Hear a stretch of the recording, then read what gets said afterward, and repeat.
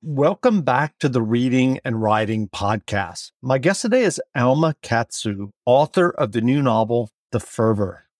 Alma Katsu's books have received starred reviews from Publishers Weekly, Booklist, and Library Journal.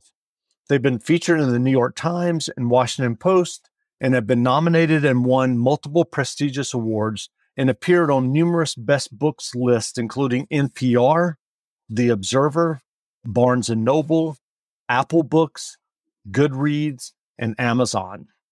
Locus Magazine wrote about her new novel, The Fervor, an absolute must-read, a triumph that thrills and entertains. And also, I interviewed Alma years ago on the podcast, and you can listen to that podcast, which was episode 74, if you look back at the archives on any of the podcast apps.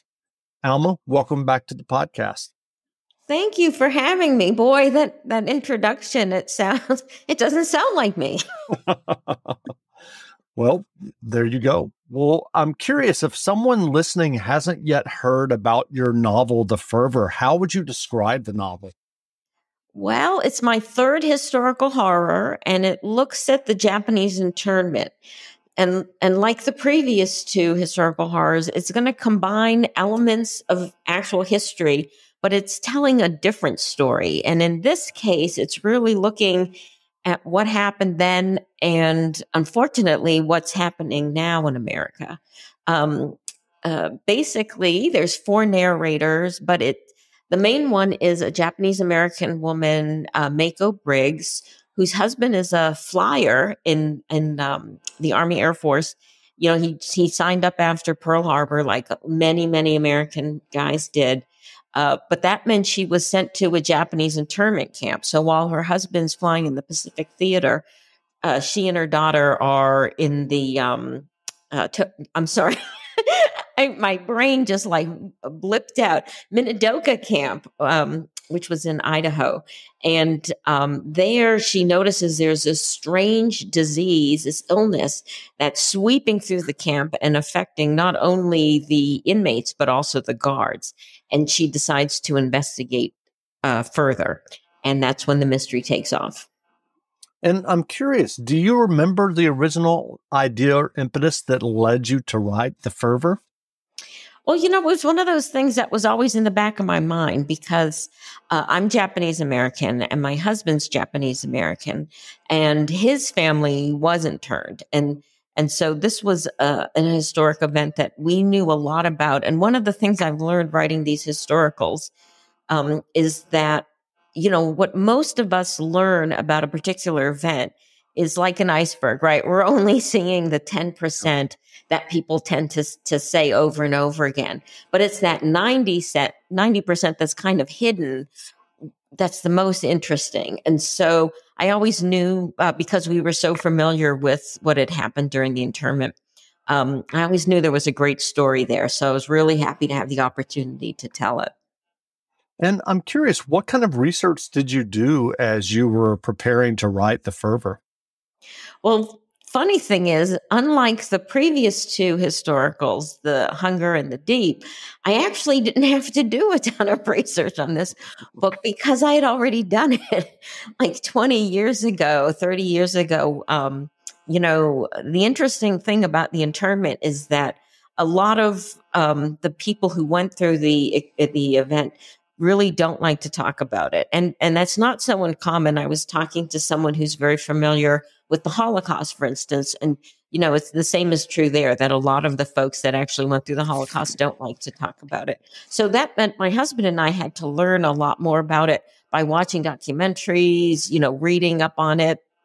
And that's what we did. And that's when we learned all of the nuances about what were the actual causes behind the executive order that sent 120,000 people of Japanese heritage into the camps, in the very isolated areas of the United States.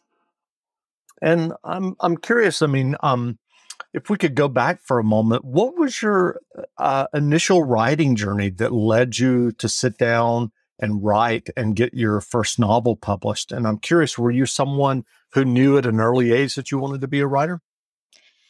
Yes, which I think is common for a lot of writers. And, it's funny to think of all the different types of books I've written in the 11 years that I've been in publishing. But it all started, decades and decades ago when I was a little kid. Like a lot of writers, I was an introvert and I spent a lot of my time reading and in the library. And I think because books were what gave me so much pleasure and books were what I knew, I always wanted to be a writer. But this was a long time ago. And this was like pre-internet age.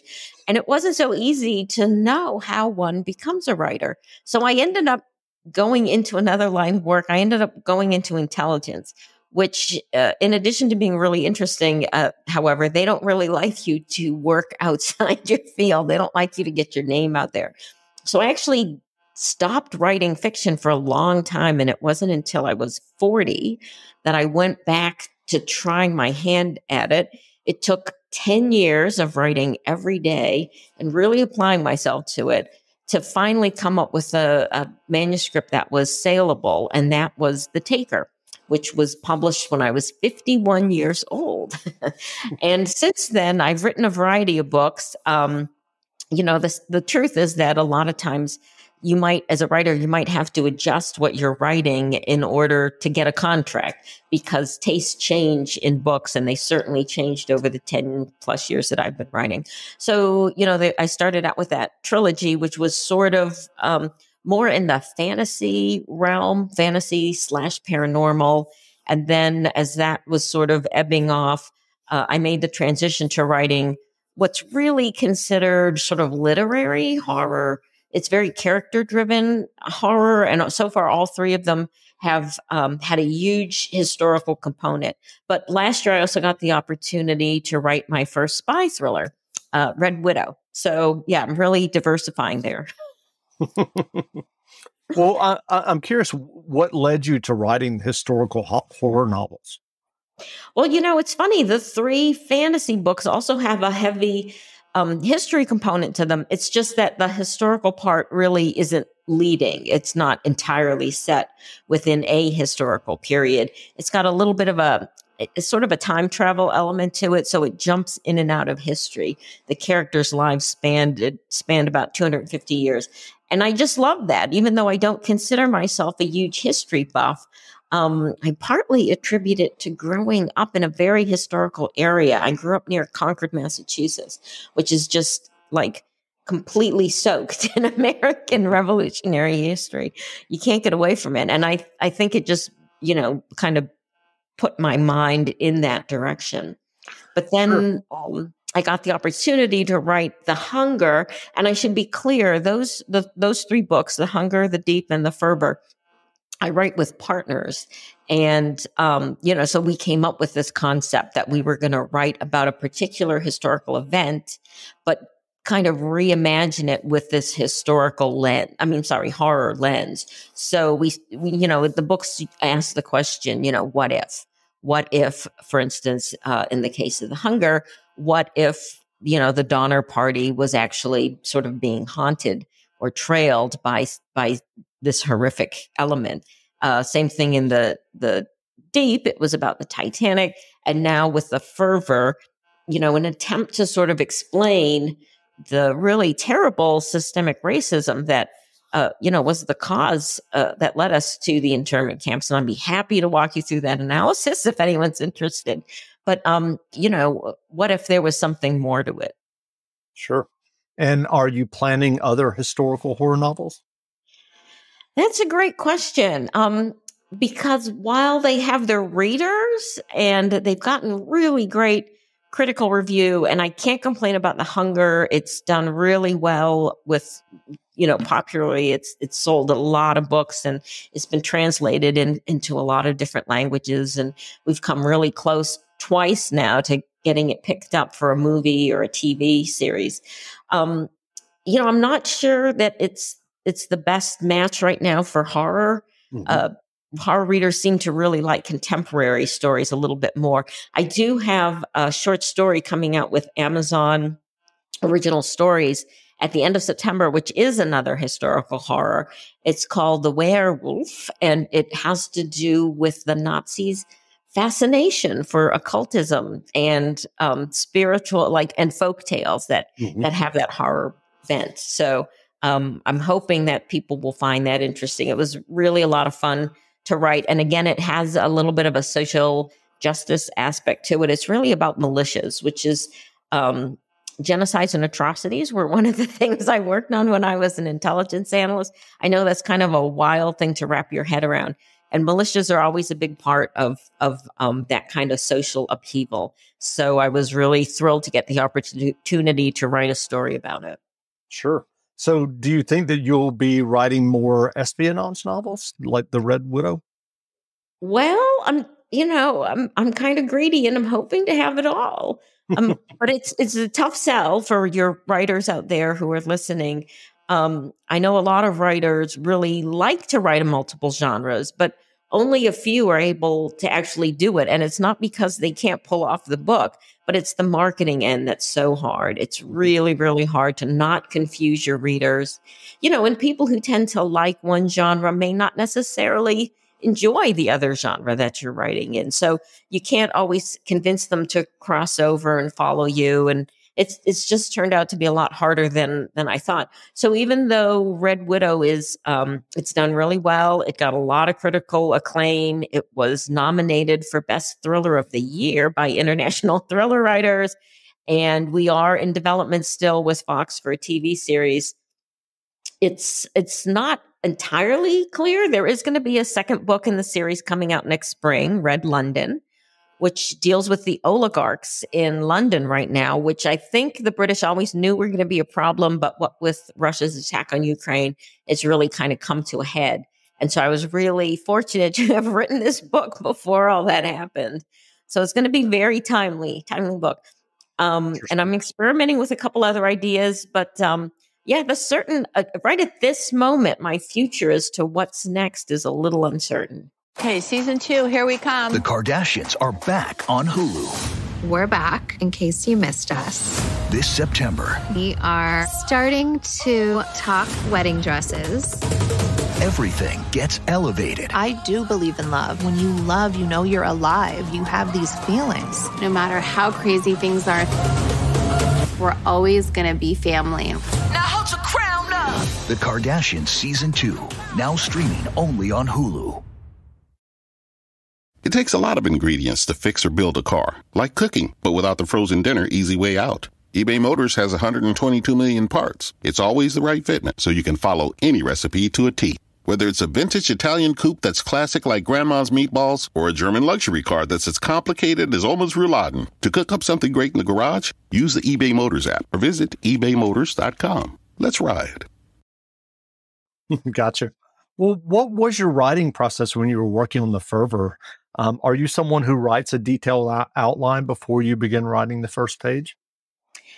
I've really gravitated towards being that way. And part of it is with the partners that I have for the historical horror novels, our process to pitch it to the publisher is to provide a fairly detailed proposal, which pretty much steps you through how we envision the book to go. That's not to say that we're bound to it, because as we write it, invariably things come up that we realize it would be a better story if we dropped something and added another element or changed things up a little bit.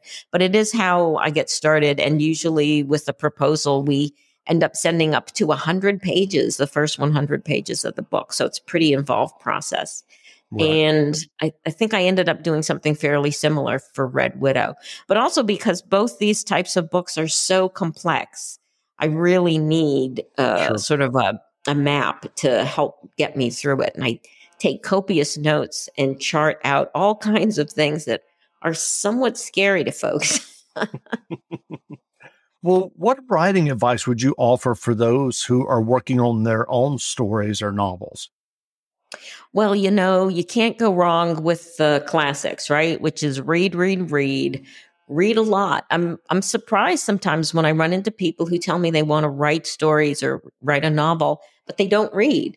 That just seems like it would make the journey twice as hard. And I really recommend that you read outside of your genre. Certainly, if you're a genre writer, read within it, but it's always a good idea, especially to read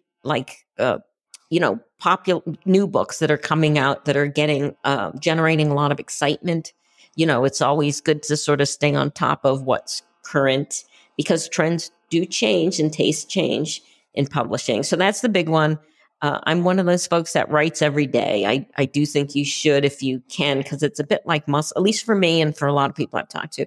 It's like being an athlete. You develop this sort of muscle memory that just makes it easier to stay in the groove. And I understand not everybody can do it. Some people are really strapped for time. But, if you can just come up with a schedule where you can commit to writing as frequently as you can, and see if you can't enlist your family members to help you out there. That's one area that I've been really lucky, and my husband's been very understanding. That's great. Well, what books have you read recently that you enjoyed? Gosh, there's so many. So one of the things that I shouldn't complain about, but it keeps me from reading a lot for pleasure, is that, I'm just really lucky to be in this position where I get asked to blurb a lot. So I read books that sometimes might not seem, analogous to the types of things I read. But I think that's an indication probably too of how much cross genre is going on out there right now in publishing. So one book I read recently that I really enjoyed was by Jean Hannaf Korelitz. It's The Latecomer. Mm-hmm. She's written women's fiction and she's written books that could be considered thrillers, but The Latecomer is really more straight literary. And, it's like a family saga. So if you enjoy Jonathan Franzen's Freedom, you'd probably love this book. It's about a couple who have triplets because of IVF, and miraculously all three fertilized eggs survive. And it follows the tribulations of this family. It's really just so well done. And I really recommend that to anyone who just wants to have a good read and really a good read to dissect if they're a writer. I also just finished a book that's coming out. I don't know when it's coming out. It's a translation by a Danish writer whose first name is Maria and her last name begins with Hessel. It's Hesselleiter or something like that. But the title is definitely First Comes Summer. And it's sort of horror. It's very psychological and it has to do with myths, and it's set in the Viking times. And what makes it completely fascinating is the ending. I mean, it's a great story to study if you're a writer, because everything that happens leading up to the ending, it kind of makes sense, but it really just clicks when you read that ending. So it was really a masterfully written book. That's and great. Another book I would encourage people to keep an eye out, it's coming out any day now, is Gabino Iglesias's latest book, The Devil Takes You Home. Now, I'll warn you up front, it is very violent, but, a lot of people are okay with violence, including me. And it's just a superb book. And it's a thriller, but it's definitely considered horror. As a matter of fact, it has one of the most original horror elements in the book that I've seen, like the only original horror element I've seen for years. It's just a great book, and I hope your listeners will check it out. Wow, all of those sound great. Well, where can people find you online if they'd like to learn more about you and your novels? The best way is to sign up for my newsletter. So if you go to my website, which is my name, almakatsubooks.com, you'll get a pop-up. And the reason I recommend the newsletter is twofold. One is, social media changes. A platform changes their algorithm, and suddenly, unless you're buying ads, sure, your posts don't come up. So the best way is to follow me through the newsletter. And also because I give away books every month. Not only my books, I'll give away hot books that are coming up and give out a lot of recommendations. So I'd really appreciate it if people go to my website and sign up for the newsletter. Thanks for asking. Absolutely. Well, again, we've been speaking with Alma Katsu, author of the new novel, The Fervor. The novel is available now, so go buy a copy. And Alma, thanks for doing this interview. Oh, thank you so much for having me back. Absolutely. Camp Minidoka, Idaho. The big truck lumbered slowly through the camp gates. The ruts in the dirt road, making its wide body roll like a sway-backed cow. Something unusual about it caught Mako Briggs' eye. Trucks came to the internment camp all the time to make deliveries, but they were always civilian.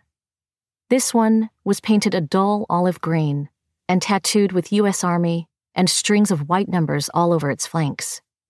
The cargo bed was tented. Mako had been walking her daughter Aiko to school that morning when the truck arrived. Her eye followed it down one of the rarely used roads toward a big barn.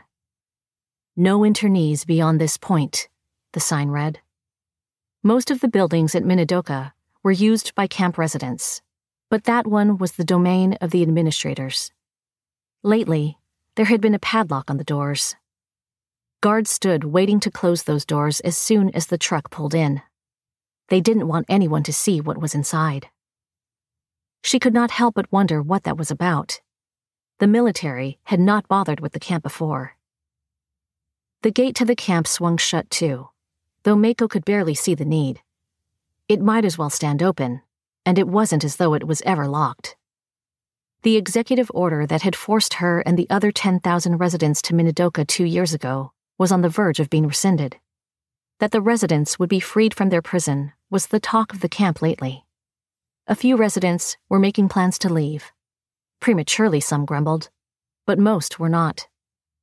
Even as they followed the drama being played out in the Supreme Court, the residents of Minidoka were quiescent. What kept them in the bare-board dormitories, overstuffed in tiny, dust-filled, lice-infested rooms, was more powerful than guards with rifles. It was fear of what was beyond the fence, the hatred of their fellow American citizens. They'd all heard stories of Japanese returning to their hometowns, only to be threatened, then beaten if they didn't leave. Not to mention finding their homes and businesses bought out from under them. There were cases where neighbors with whom they'd left belongings, neighbors who had promised to save it all until this had blown over, had instead sold out, deciding that the rightful owners would never return. Friends and neighbors had turned their backs on them in 3 short years. The change was chilling. The appearance of the truck was unusual enough for Aiko to notice, too. She watched with her whole body, it seemed, even rising to her tiptoes to get a better look as it disappeared. This was not a good sign. The girl had been acting more and more strange lately, seemingly frightened by everything. Not unexpected for a child who had been through as much as Aiko had, living 2 years in what was no better than a concentration camp, her father off fighting in a war. Lately, however, it had gotten almost too much to deal with. Nightmares, bizarre stories, claiming to hear voices and see apparitions. "Nothing to worry about. All kids go through it," Mrs. Tanaka had told Mako one afternoon, as they had been hanging their wash on the line. "It's a phase, you'll see." Mako hoped her neighbor was right. "What are you looking at?" The voice beside them was as sharp as the point of a bayonet. With a pang of concern, Mako recognized the speaker. He was called Wallaby, or something like that. As a rule, the guards didn't share their names. None of the residents liked this one. He would pull his eyelids sideways and throw slurs at them in a sing-song voice, called them little yellow men. He plainly thought the residents were inferior, not just different from whites, but altogether lacking somehow. Since coming to America, Mako had come to see that this notion was pure nonsense. It wasn't as though the belief that one race was superior to all others was alien to her. It wasn't, because Japanese were raised to believe that they were better than others. But in Japan, where there was effectively only one race, one people, you could at least see how that notion had happened. Whereas America was made up of so many different kinds of people, you'd think they'd have gotten used to each other by now. How exhausting it must be here to hate everyone who was different. She knew better than to say this to the guard, however. "We're going." She noticed that guards were prodding other residents who had stopped to look at the army truck too, telling them to move along. What made the truck more notable was that there had been an influx of government people lately too. They'd started arriving at the camp a few weeks earlier, and it was obvious that these men weren't locals. They seemed more sophisticated. They dressed better than the Idahoans, were better spoken. They came in fancy new cars, at a time when it was hard to get one because production had been halted for the war effort. If they'd made the trip special, then obviously they had come to Minidoka for a reason. but that was a mystery. They avoided the residence and were escorted by camp officials who, when asked, said the men were just accountants sent to make sure that the camp was being run efficiently. How would they explain that truck? Mako wondered.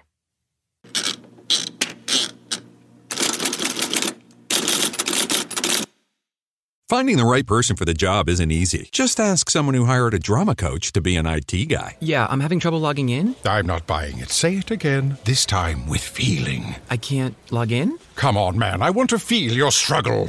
But if you've got an insurance question, you can always count on your local Geico agent. They can bundle your policies, which could save you hundreds. Now, like your life depends on it. I can't log in. Yes, we'll make an actor out of you yet. For expert help with all your insurance needs, visit geico.com/local today. When you shop at a Walmart Vision Center, you get it. You know that you'll spend a little less on stylish glasses for the whole family. Welcome to the Vision Center. Let me know if you need help finding the perfect frames. Hey, Mom, you were right. These glasses are cool. Hon, they take our insurance. That means Papa's getting a new pair, too. Whoa, glasses start at just $39. Next stop, groceries. So you can get a little more of what you need. Find a Vision Center near you. Save money, live better. Walmart.